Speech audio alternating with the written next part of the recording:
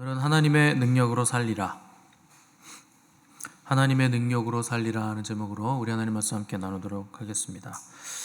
바울은 하나님과 교회 앞에서 자신의 사역에 대해서 부끄러울 것이 없었는데 고린도 교회 성도들은 거짓 사도들에게 속아서 함께 바울에 대한 왜곡된 생각으로 바울을 공격했습니다.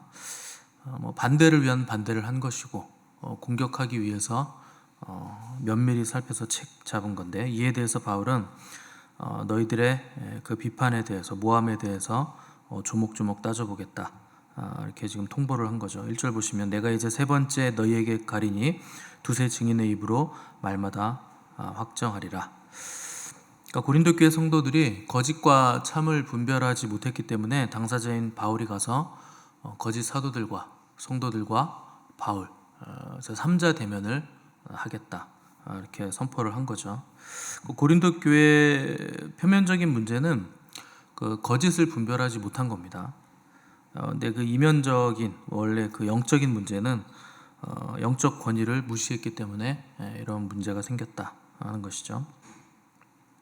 그 권위를 받지 않은 가짜 사도들에 대해서 분별을 못했기 때문에 하나님께서 주신 권위가 아들에게 있고, 또 그 아들이 주신 권위가 사도들로 인해서 교회에게 전해진 것인데, 이 거짓 사도들에게 마치 권위가 있는 것처럼, 하나님의 권위가 그들에게 있는 것처럼 분별을 못해서 그들이 넘어갔다는 겁니다.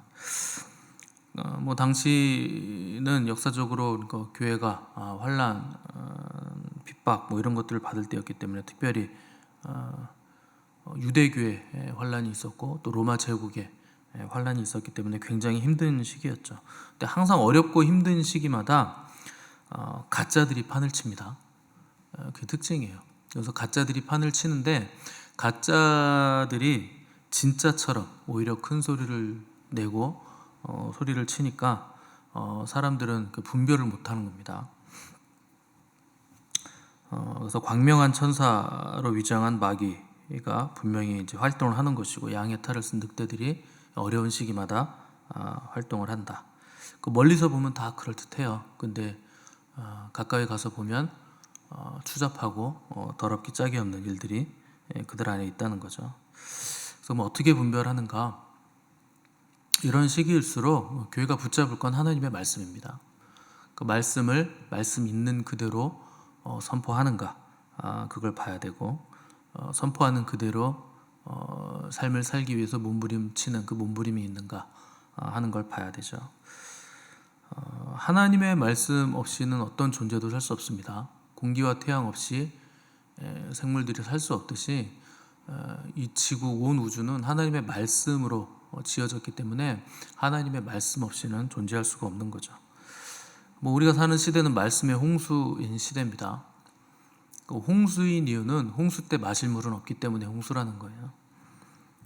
있는 그대로 하나님의 말씀, 생수를 먹을 수 있는 곳은 찾기가 어렵다, 쉽지 않다 하는 것이죠.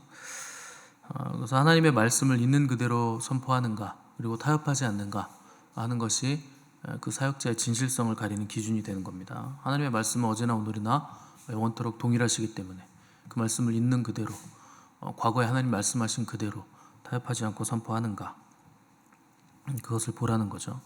그러니까 하나님의 아들이라도 하나님의 말씀 앞에서는 자기 뜻을 포기하셨습니다. 말씀 하나님도 하나님의 뜻 앞에서는 자기 뜻을 포기하는 거예요. 그래서 주님께서 십자가를 지셨을 때 아버지께서 주신 잔을 내가 마시지 않겠느냐 하고 기꺼이 그 길로 가셨다는 거죠.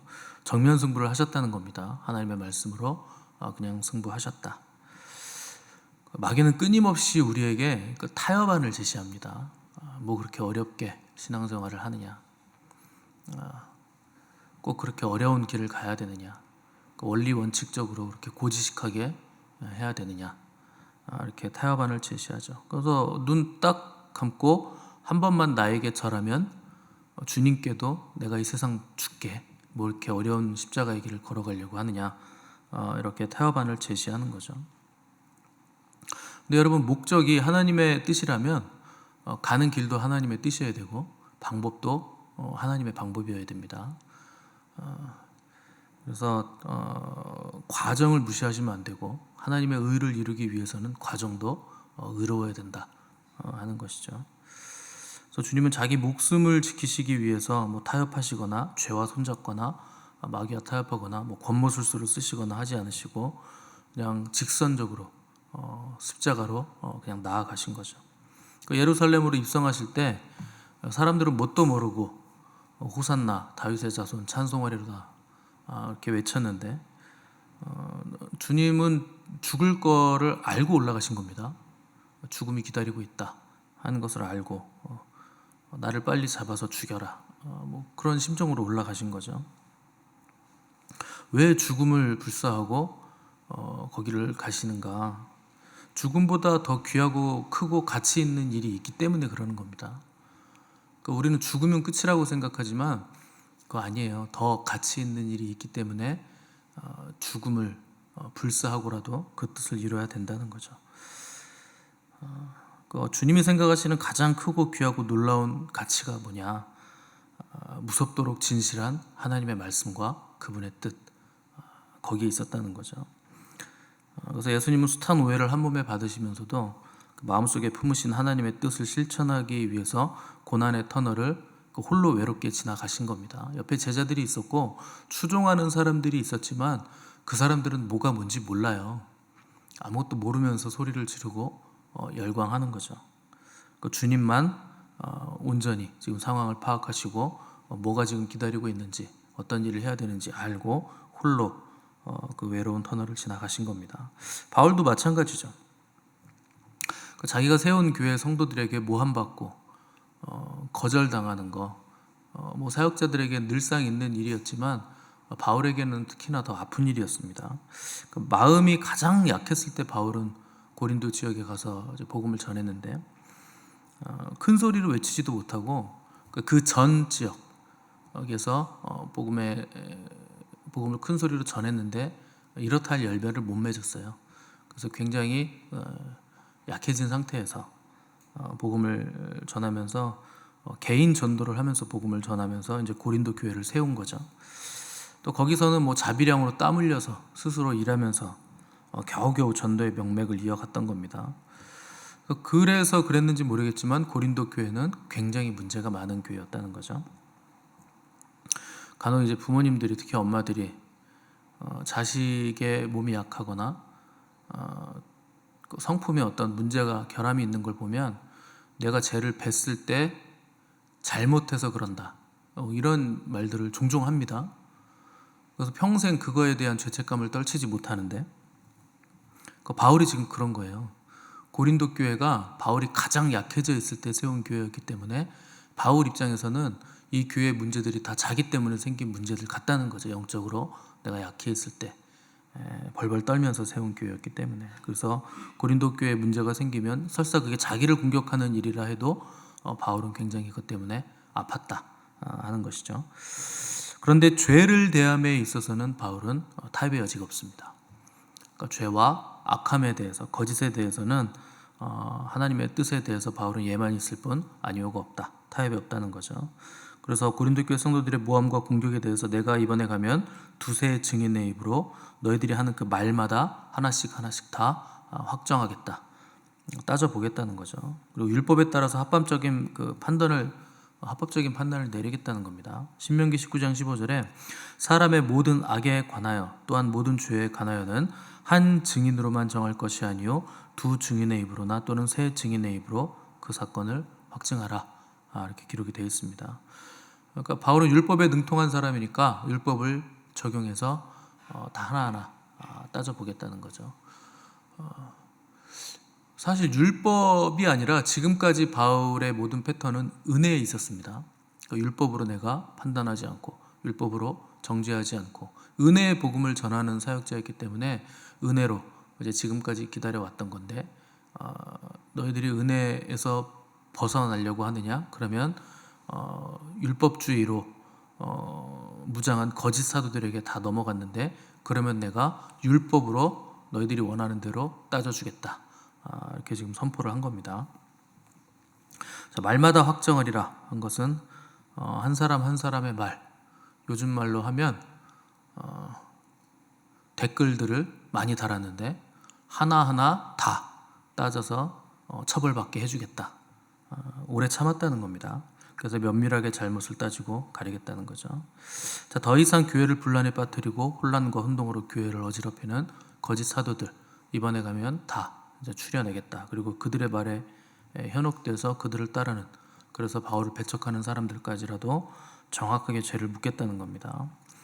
자, 3절 보시면, 이는 그리스도께서 내 안에서 말씀하시는 증거를 너희가 구함이니 그는 너희에게 대하여 약하지 않고 도리어 너희 안에서 강하시니라. 그러니까 고린도 교회에 그 바울을 배척하는 사람들의 질문은 바울에게 정말 사도적 권위가 있는가 하는 거죠. 그에게 정말 예수 그리스도가 말씀하시고 있는가, 이제 그걸 증거를 얻고자 하는 건데, 이거에 대한 바울의 답은 그리스도께서는 약한 분이 아니시라 너희 안에서 강한 분이시다. 뭐 동문서답 같은 대답을 한 거죠. 이게 무슨 말이냐면, 너희가 나를 우습게 여기고 약하게 보면서 정말 그리스도가 내 안에서 역사하는 그리스도의 사도가 맞는가 의심하는데, 내가 이렇게 약하기 때문에 그리스도께서 너희 안에서 지금 강하게 역사하고 계시지 않느냐. 그러니 내가 약하다고 너희가 나를 우습게 보는데, 내가 약한 것 자체가 그리스도께서 내 안에 역사하시는 증거다. 그리고 그분이 너희 안에서 일하시는 통로가 된다 하는 것을 말씀하고 있는 거죠. 또 4절 보시면, 그리스도께서 약하심으로 십자가에서 못 박히셨으나 하나님의 능력으로 살아계시니 우리도 그 안에서 약하나 너희에게 대하여 하나님의 능력으로 그와 함께 살리라. 그러니까 바울의 약함, 연약해 보이는 그 연약성들이 하나님의 능력의 증거이고 그리스도께서 그의 안에 살아계시는 강력한 확증이라 하는 겁니다. 왜 이런 말을 하냐면, 거짓 사도들은 자기들을 자꾸 강화시키기 때문에 바울은 자기의 약함을 지금 자랑하고 있다는 거예요. 그러니까 바울의 자랑은 나의 약함이다. 그래야 그리스도께서 내 안에서 강해지시고 너희 안에도 강함으로 역사하시기 때문이다 하는 거죠. 그래서 그분의 십자가에 못 박히심이 우리의 강함이 된다. 그가 찔리는 것이 우리 허물 때문이고 그가 상함이 우리의 죄악 때문이기 때문에 그가 징계를 받으셨으므로 우리가 하나님과 평화를 누리게 됐다. 우리가 나음을 입었다 하는 겁니다. 그래서 사람이 아무리 약해 보여도 그리스도 안에 있으면 가장 강한 사람인 겁니다. 그리고 다른 뭐 말할 필요가 없는 거예요. 내가 그리스도 안에 있으면 그것으로 족하다는 거죠. 근데 아무리 강해 보이는 사람도 그리스도 밖에 있으면 그 사람은 약한 사람이에요. 언제 죽을지 모르는 거예요. 뭐 죽는 거야 다 똑같은 거 아닌가. 죽으면 다음에 심판이 있기 때문에 가장 약한 사람이 된다는 거죠.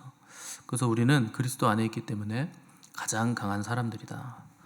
죽음은 약하지만 부활은 강하고, 시간 안에 갇혀 있지만 우리는 영원을 가진 사람들이기 때문에 우리 영원을 살고 있다 하는 것이죠. 그래서 우리가 연약할 때에 그리스도께서 우리를 위해서 죽으셨다 하는 것을 우리가 항상 기억해야 됩니다. 우리가 무슨 일정한 수준이 됐기 때문에, 자격이 있기 때문에 이 사랑을 받은 거 아니에요. 연약할 때 받았다 하는 것이죠. 그러니까 하나님을 알지도 못하고 하나님과 원수 됐을 때 이 사랑을 받았다는 겁니다. 이해 못하고 받았다는 거예요. 알지 못하고 받았다는 것이고.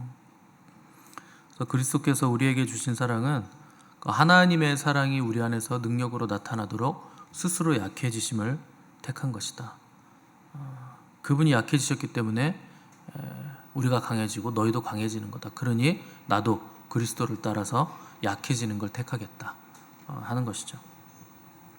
그래서 4절 하반절 보시면, 하나님의 능력으로 그와 함께 살리라. 그러니까 그리스도의 약해지심으로 하나님의 능력이 우리 안에서 부활의 능력으로 나타나기 때문에 우리가 다시 살아나게 될 것이라 하는 것이죠. 그래서 우리는 이 하나님의 뜻, 하나님의 생각을 알아야 됩니다.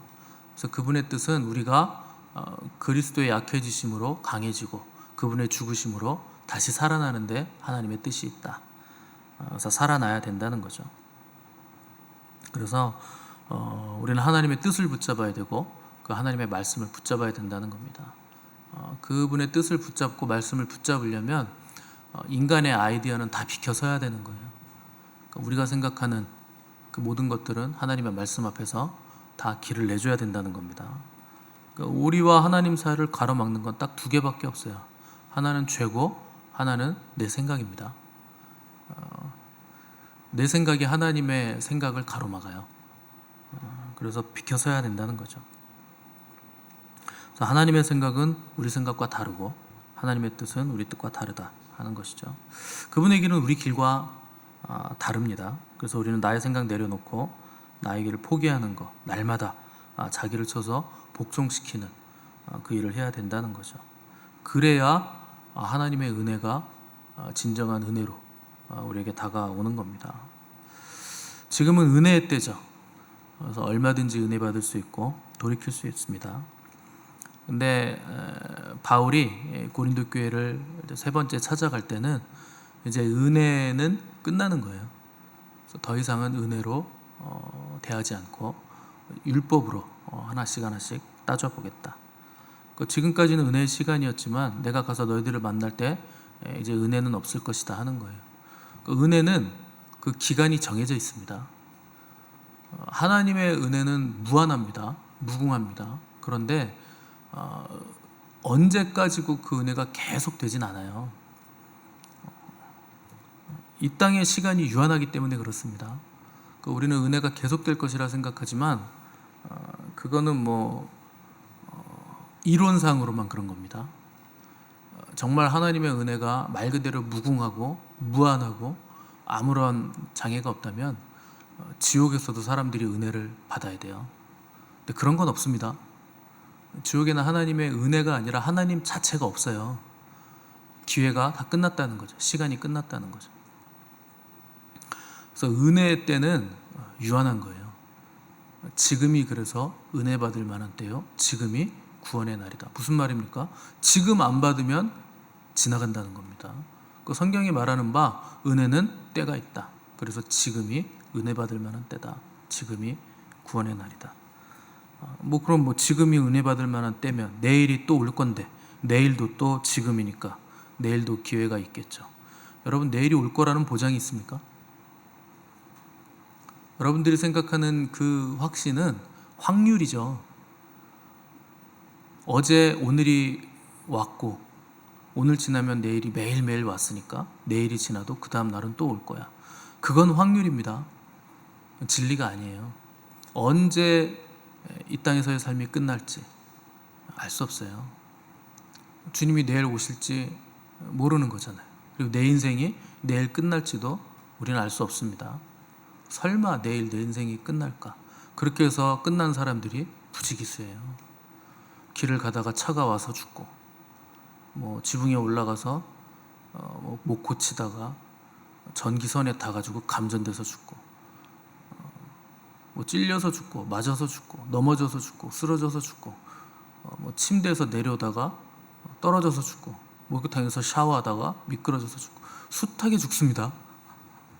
자꾸 새벽부터 죽는 얘기해서 죄송한데 죽음을 모르면 여러분 영원을 알 수 없어요. 언제 죽을지 모르기 때문에 여러분 그 죽음을 준비하셔야 됩니다. 오늘 여러분 죽으면 여러분의 영혼은 어떻게 되실 것 같습니까? 주님을 만날 준비가 되셨나요? 기쁨으로 그 불꽃 같은 눈앞에 설 준비가 되셨습니까? 그래서 여러분 오늘 지금이 은혜 받을 때입니다. 지금이 구원의 날이에요. 그래서 건강하건 병들었건 성공했건 실패했건 지금 기회 있을 때 우리는 하나님을 붙들어야 됩니다. 오늘 은혜 붙잡지 않고 깨닫지 못했는데 내일 은혜를 어떻게 받습니까? 오늘 못 받은 은혜가 내일은 은혜가 되나요? 그러면 그야말로 하나님의 은혜죠. 근데 오늘 하나님이 기회를 주셨는데 오늘 그 말씀을 붙잡지 않고 하나님 앞에 그 진실한 말씀 앞에 두렵고 떨림으로 서지 않는데 내일은 내일이라고 그게 되겠습니까? 그런 거 없어요. 은혜는 현재에 받는 거예요. 다음에 받지 내일 받지 그게 똑같은 예배고 똑같은 말씀이라고 생각하시는데 천만의 말씀입니다. 여러분, 제가 아침마다 설교하는데 똑같은 말씀 하는 거 보셨어요? 똑같은 설교하는 거 보셨습니까? 그렇지 않아요. 늦지 않았습니다. 아직 은혜의 때이기 때문에. 그런데 곧 은혜의 때는 끝나요. 너무 가까이 온 거죠. 아침 9시에 포도원에 들어가는 사람도 있고, 뭐 정오에 12시에 들어가는 사람도 있고, 3시에 들어가는 사람도 있고, 너무 늦은 시간, 1시간 남았는데 5시에 들어가서 1시간이라고 똑같은 품삯 받고 나오는 사람도 있습니다. 다 똑같은 상급을 받아요. 그게 은혜죠. 근데 5시에 들어갔는데 그 다음은 없어요. 성경에 보면 언제 들어가시려고 그래요? 5시 55분에 들어가시려고? 59분에? 그런 건 없습니다. 오후 5시에 1시간 남기고 포도원에 들어간 사람은 나이가 많이 차서 들어갔다는 거예요. 시간 다 갔다는 거죠. 그래도 그때 들어가기만 하면 똑같은 품삯을 받습니다. 나이 상관없죠. 중요한 건 뭐냐? 오늘, 지금 그걸 하셔야 된다는 거예요. 그러면 족한 겁니다. 그래서 모든 생각을 사로잡아 그리스도께 복종시키시고, 조금이라도 죄악된 모습이 나에게 남아있다면 빨리 거기서 떠나셔야 됩니다. 하나님의 능력으로 살아날 수 있는 기회는 오늘입니다. 지금이 다시 없는 기회예요. 하나님의 은혜를 헛되이 받지 마시고 오늘 그리스도 예수 안에서 하나님의 능력으로 다시 살아나시는 은혜가 저와 여러분에게 있기를 간절히 바랍니다.